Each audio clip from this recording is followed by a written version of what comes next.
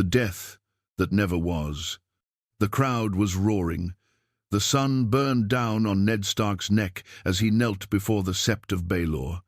His hands were tied, his honor in ruins, and his daughters somewhere in the chaos.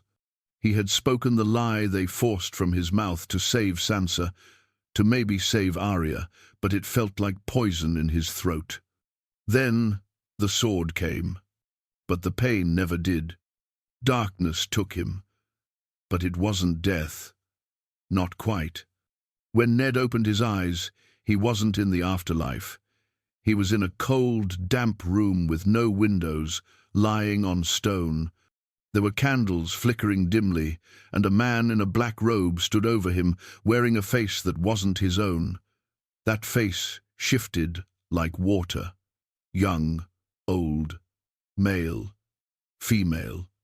Then it settled into something calm and cold.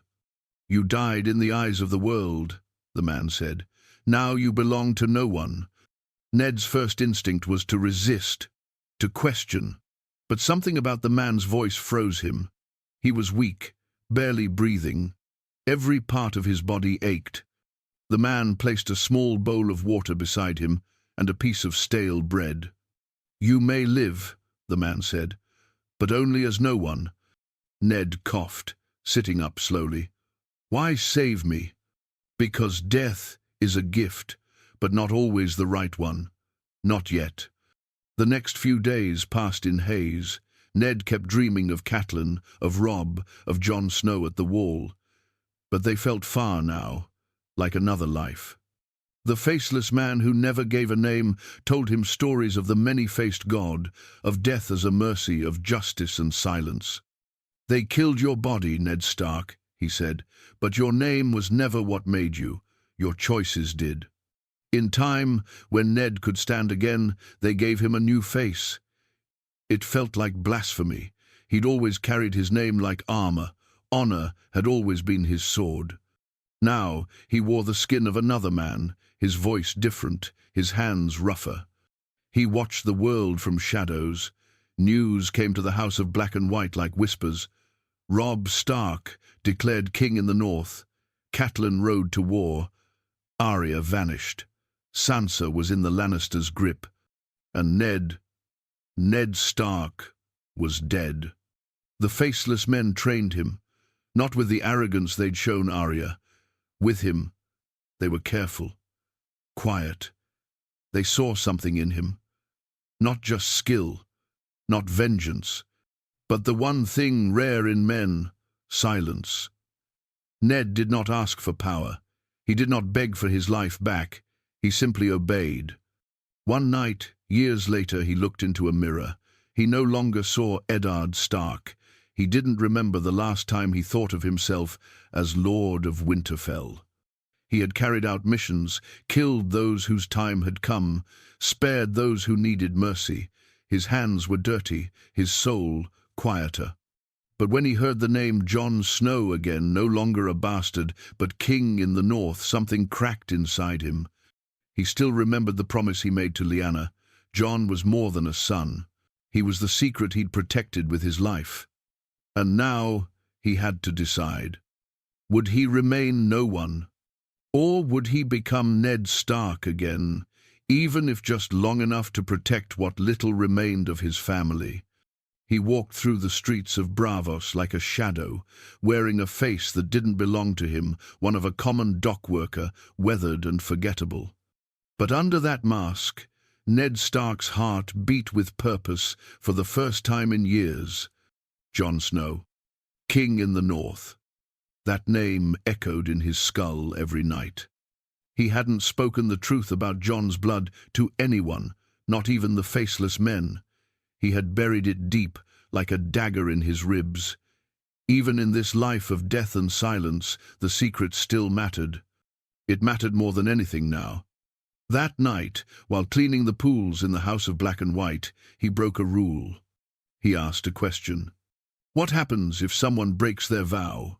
he said to the man with the ever-changing face. The man paused. "He dies," came the answer, cold and simple. Ned said nothing more, but the decision was already made. 3 days later, he disappeared.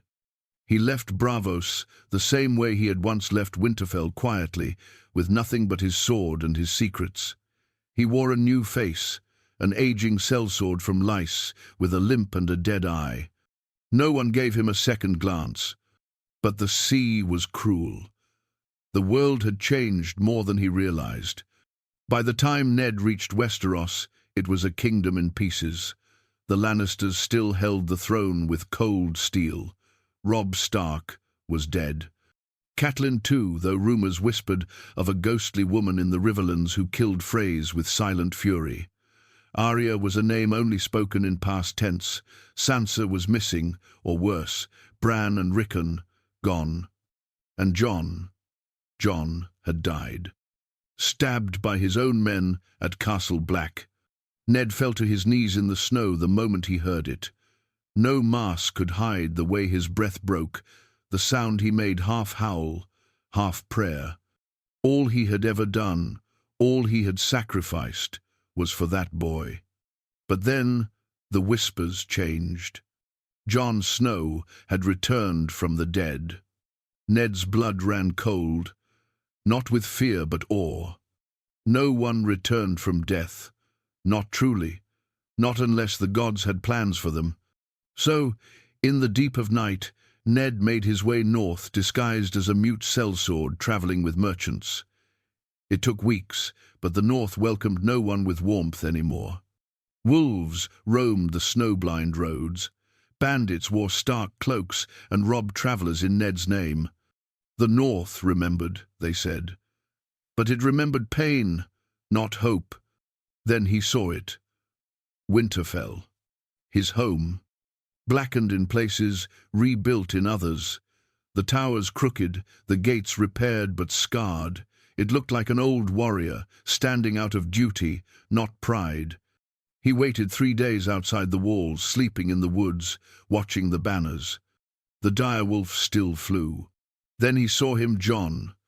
Older now, sterner, his eyes colder, like a man who had spoken to death and lived to regret it, but he was still Lyanna's son, still Rhaegar's blood.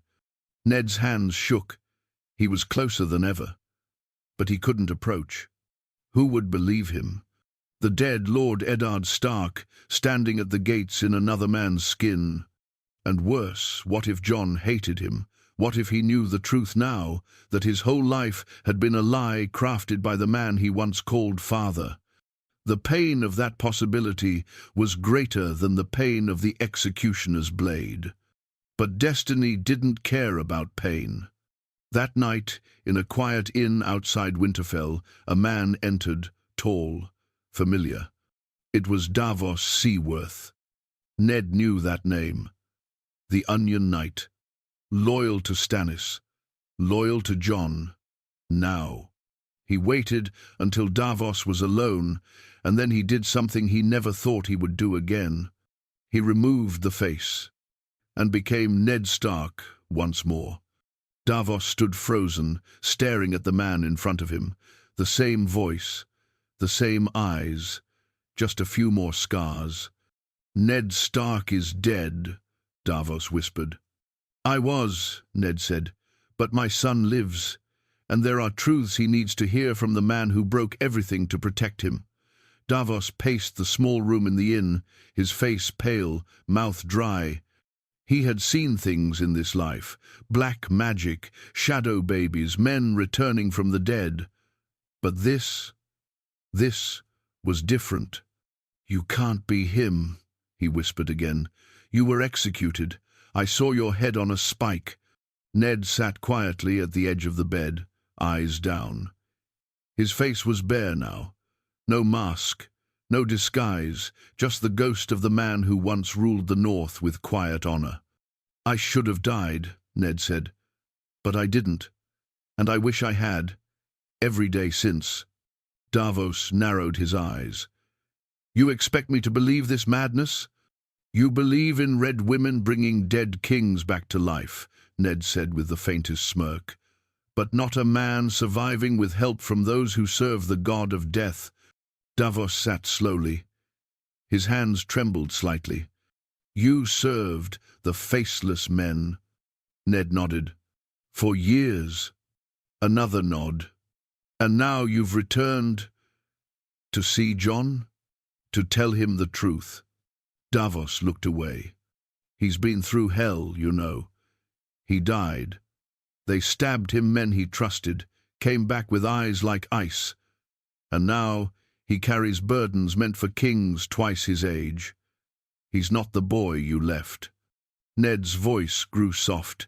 He was never mine to begin with. That hung in the air like smoke.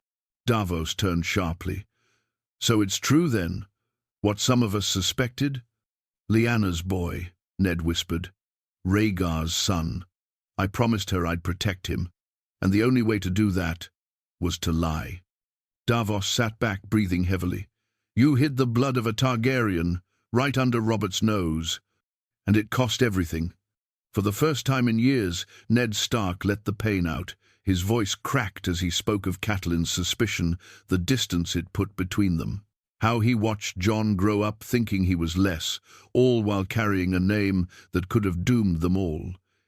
He spoke of the years in Braavos, nameless, faceless, haunted. And now, here he was. I don't want him to forgive me, Ned said. I don't even deserve to ask, but he has a right to know who he really is, not just for himself, but for the war that's coming. Davos narrowed his eyes. You've seen it too. Ned nodded. I've seen the dead. The many-faced god welcomes all, but even he fears what walks beyond the wall. They are not part of his balance. They are a corruption. The room grew colder. He's the one, Ned said. Jon. He's the fire to face the storm, but he must know where his fire comes from. Davos stood. Then I'll take you to him. But you wear a different face. You say nothing at first. Let me prepare him. Ned agreed. The world didn't need a walking corpse appearing in Winterfell unannounced. The next morning, Davos returned to Winterfell. The snow was heavy, thick in the air, as if the land itself sensed something unnatural coming. He found Jon alone in the godswood, kneeling before the heart tree, lips moving in silent prayer. There's someone, Davos said gently, you need to see. Someone who's waited a long time to speak to you. Jon turned, brow furrowed. Another bastard claiming to be a Targaryen? No, Davos said. A man who has no claim, only a truth. Jon followed without a word. They returned to the same inn, and Ned stood near the hearth. For a second, Jon's face was blank, then confused, then fear. Who is this? Jon asked, voice cold. Davos gave Ned a look. Ned stepped forward, and for the last time he removed the face. Jon's sword was drawn before he could think. No, he breathed. This is a trick. I deserve that, Ned said. But look at me, Jon, truly. Jon's sword didn't lower. I buried you. I wept for you. My sisters, my brothers. I know. Jon's hand shook on the hilt. His breath came fast. What are you? I'm what remains of Eddard Stark, Ned whispered. A man who broke everything, his vows, his name, his soul to protect one truth. Jon's lips trembled. What truth? Ned stepped forward, eyes brimming with unshed tears. That you are not my bastard. You are my sister's son. Jon, your name is not Snow. For a long moment, there was no sound, just the wind pressing against the old wooden walls of the inn and the slow drip of melting snow from the eaves outside. Jon stood frozen, sword still half raised, his lips parted but no words came. His eyes searched the face in front of him, lines he remembered, the quiet pain in the brow, the same tired strength.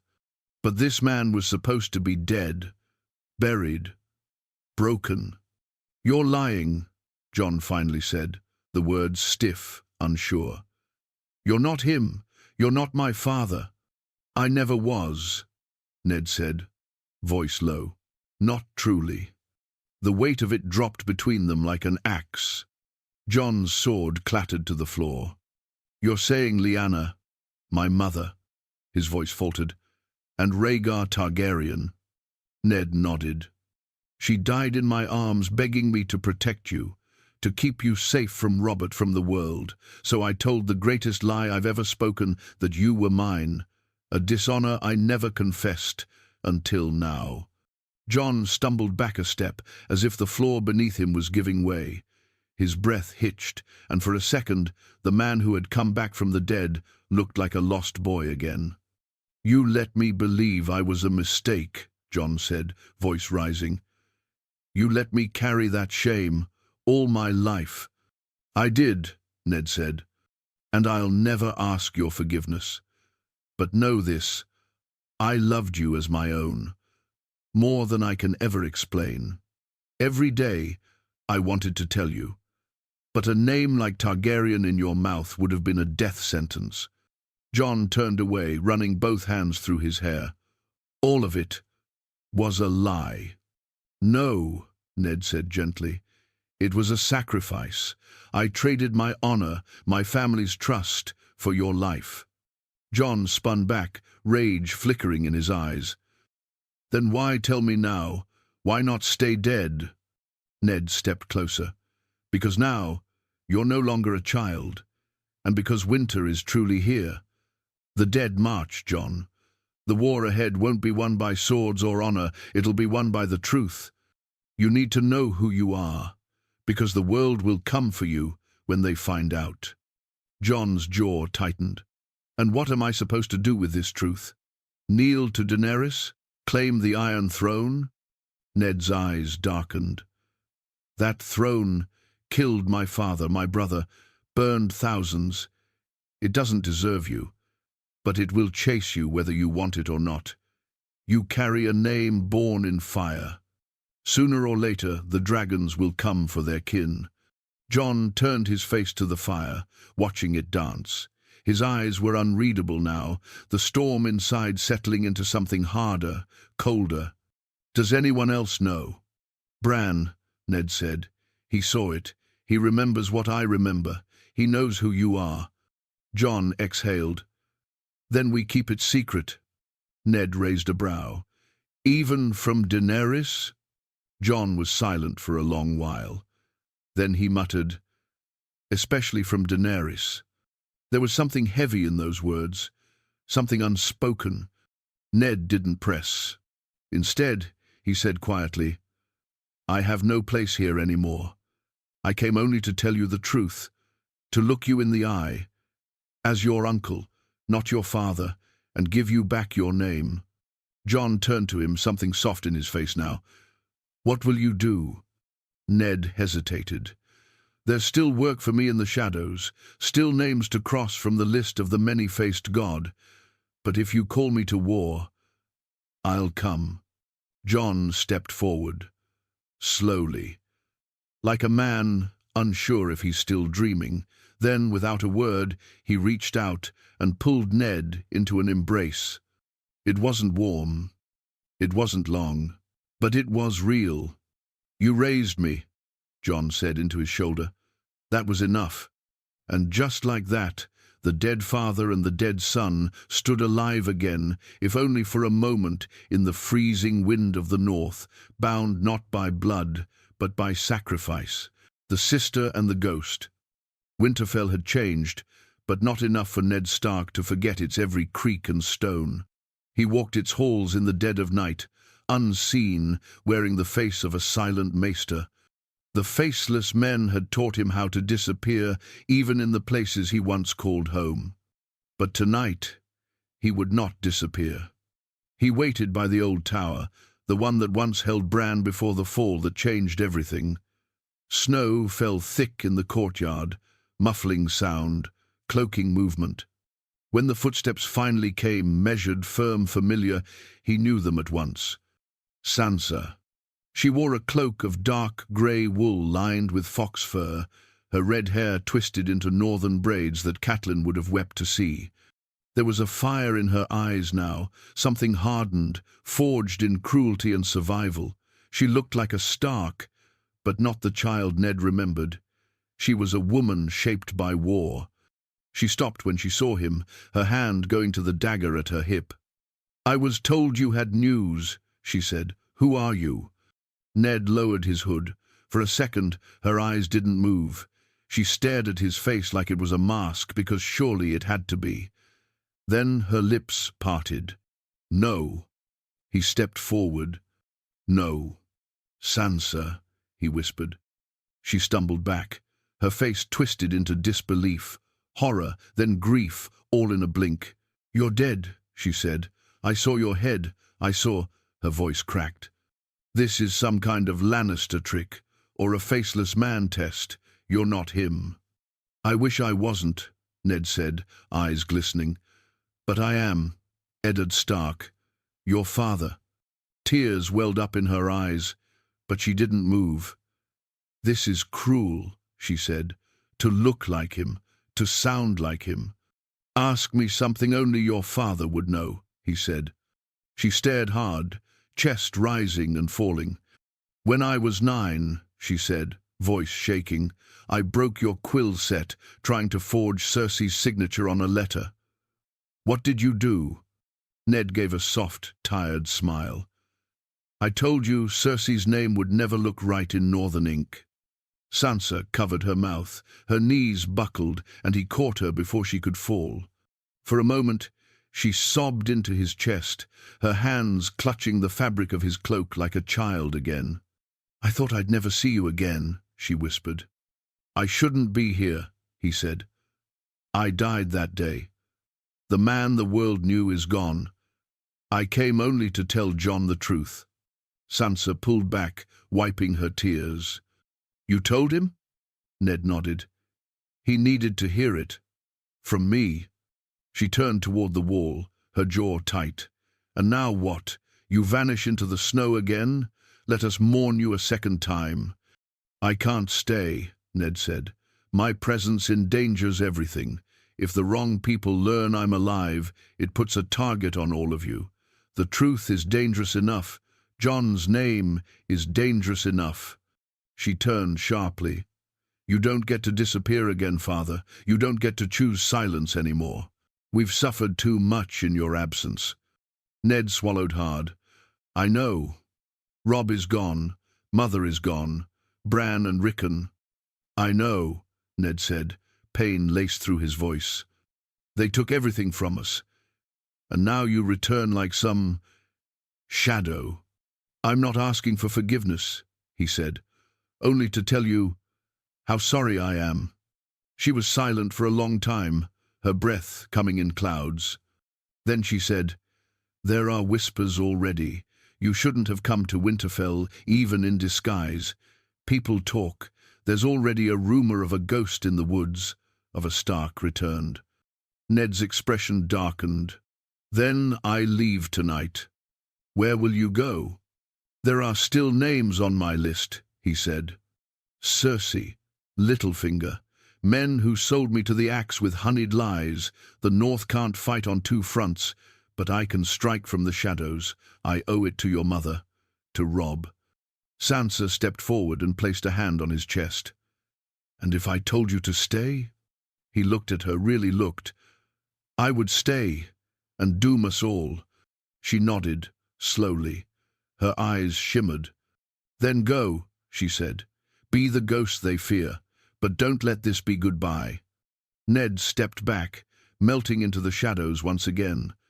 But as he disappeared down the old tunnels of Winterfell, Sansa whispered into the night, "They thought killing you would end the North. Let them learn. It only made our ghosts stronger. A sword for no one." King's Landing still smelled like rot. Not the rot of corpses, but of power, of whispers behind closed doors, of wine-covered secrets, and blood scrubbed off marble floors. Ned Stark had returned. Not as a lord, not as a prisoner, but as no one. He walked the same corridors where he once served Robert Baratheon as hand, where he had confronted Cersei with honor and received betrayal in return. The stones remembered him. The shadows welcomed him back like an old friend. This time there would be no mercy. He wore the face of a spice merchant from Essos, a disguise that drew no attention. The guards at the Red Keep saw what they were trained to see: nobodies. He'd spent years mastering invisibility. Now, it was a weapon. The target. Pettier Baelish. Littlefinger. The man who betrayed him with a smile, who promised protection and handed him over to the Lannisters. The man who played the Game of Thrones like a violin, never getting blood on his fingers, only leaving it dripping from others. Ned knew where he stayed now, his brothel off the Street of Silk. Rebuilt, reshaped, quiet since the war, but secrets still clung to the walls. Ned entered at dusk. 2 guards outside, both asleep before they could shout. The poison was painless, quick. The Faceless men trained him well. Inside, Baelish was reading a letter by candlelight, half drunk on arbor gold. When he looked up, the wine glass slipped from his fingers and shattered on the floor. "Who are you?" he hissed. Ned didn't answer. He pulled the mask from his face. Littlefinger turned white. "No, this isn't." "You always did love illusions, Pettier," Ned said, voice cold as northern steel. "Here's one more." Littlefinger reached for the knife on his desk. Too slow. Ned slammed him against the wall, one hand clamped around his throat. "I trusted you," Ned growled, "and you fed me to the lions." I saved your daughter," Baelish gasped. "You sold her like cattle. She's a Stark. I gave her power. You gave her scars." Littlefinger struggled, desperate now.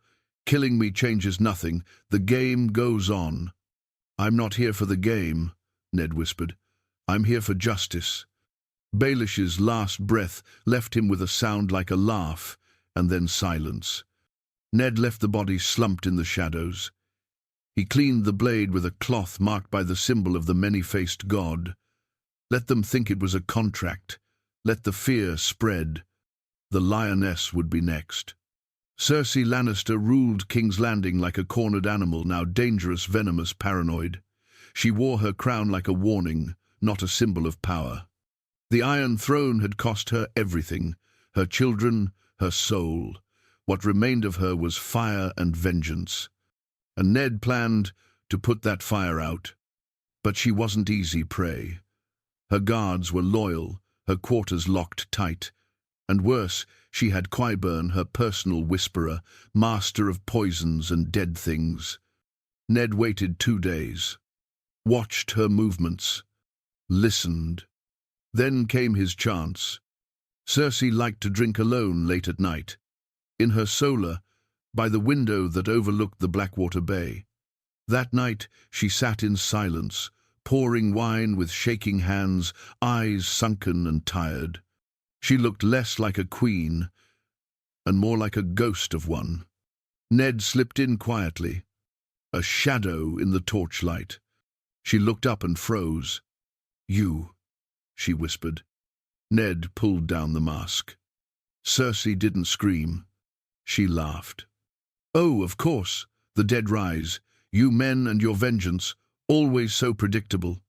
You murdered my men, lied to my face, destroyed my family. I protected mine. They're gone now," Ned said quietly, "because of your choices." Cersei's eyes hardened. "Do it then. Kill me. But don't think you're better than me." "I'm not," Ned said. "I'm just what you made me." He raised the blade, but didn't strike. Instead, he leaned in, whispering, "You'll die by the hand of your own blood. That's what the witch told you, isn't it?" Her eyes widened. Ned turned and vanished into the dark, leaving her with terror worse than death. Let her rot in fear. Let the prophecy eat her alive. He'd take no glory in killing the lioness. She was already dying piece by poisoned piece. Back in the streets, the rumors spread quickly. Littlefinger found dead, no sign of struggle. The Queen, haunted by a ghost. A northern wind moving through King's Landing, quiet and deadly. And in the shadows, The name whispered again. Stark, the last face of the North. Snow fell heavier than ever. It blanketed the world in white silence, muting the screams of war and the whispers of traitors. Winter had come not as a season, but as a reckoning. Ned Stark stood at the edge of Winterfell, watching the horizon burn with blue fire. The dead were coming, not in rumors, not in dreams, truly coming, with ice in their veins and death in their eyes. He had returned north, silent and unseen, leaving behind the blood of betrayal in King's Landing. But the vengeance that had once driven him now felt small compared to what marched from beyond the wall. Jon stood atop the battlements, cloaked in black, Longclaw at his side. The wind howled around him, but he didn't flinch. His eyes found Ned's immediately, no disguise this time, no borrowed face. Just the man who had raised him. "You shouldn't have come back," Jon said, eyes locked on the frostbitten tree line. "I never really left," Ned replied. "Not truly." They stood in silence, both knowing the weight of what approached. "I killed them," Ned said after a moment. "Littlefinger," exposed Cersei. "The lions will eat themselves before long." Jon gave a faint nod. "That won't save us from the dead." "No, but it clears the board." Behind them, the yard was chaos soldiers, sharpening weapons, dragons shrieking in the sky, the Unsullied standing like statues. Arya moved like a shadow, preparing in silence. Bran sat still, his eyes always looking somewhere else. And Sansa had become steel. Winterfell was no longer a home. It was a fortress, waiting for the storm to break. Jon turned to him. "I wish I had time to understand what you are now, but the dead don't wait for reunions." "You don't need to understand," Ned said. "Just know I came back for one reason." Jon raised an eyebrow. "To die a Stark." That night, the dead arrived. The first sound was the wind, then the silence, then the shriek of the whites. The night sky turned to shadow, the battlefield turned to frost, and the walls of Winterfell trembled under the weight of death. Ned fought with a sword not forged in Valyrian fire, but in old northern steel. The blade was nothing special except that it remembered how to kill. He moved through the chaos like a ghost, face bloodied, eyes burning with quiet fury. He struck down 3 whites, then 5, then he lost count. He fought beside Jon, beside Arya, beside the North. They didn't ask questions anymore, they only bled. In the heart of the fight, Ned found himself face to face with something worse than death, a White Walker, skin pale as bone, eyes burning like blue fire. It moved with terrible grace, every swing of its blade silent and certain. Ned dodged one strike, barely, parried the next. But the third blow sent him to his knees. He looked up, ready to meet death again. And then the dagger flashed Valyrian steel. Arya. She drove it into the walker's neck, turning it to ice and dust. "You always did need me to clean up your mess," she said, breathless. Ned gave a broken laugh. Together they rose and fought on. As dawn neared, and the Night King finally fell to fire and steel, the tide began to turn. The dead shattered like glass. The snow ran red. Winterfell stood but barely. After the battle, Ned stood at the Godswood, in front of the Heart Tree. The Stark children stood with him. Jon, Sansa, Arya, Bran, and Ghost, bloodied but alive, sat beside them like a silent guardian. Ned spoke quietly. "I never deserved your loyalty, or your love." "You didn't have to," Jon said. "You gave us your life." "You lied," Sansa added. "But your lie saved us all." Arya smirked. "You taught us how to survive, even when you weren't there." Bran's voice was softer than wind. "You were always going to die here, but not until we knew the truth." Ned looked at each of them, grown, hardened, broken in places, but standing. "I'm tired," he said. Jon stepped forward. Then rest. Ned reached into his cloak, pulled the last face he'd ever wear, a plain, peaceful one. He laid it on the ground. No more masks, no more lies. I go to the crypts, he said, voice fading, where the real Starks sleep. He turned, slowly descending the stairs beneath the castle. No one followed. As the door closed behind him, the wind howled through Winterfell. But for once, it didn't sound like mourning. It sounded like peace. And in the stillness, the North remembered not just the dead man who returned, but the truth he gave them. That even a broken man can keep a promise. Even a ghost can be a father. Even Ned Stark, in the end, could choose how he died.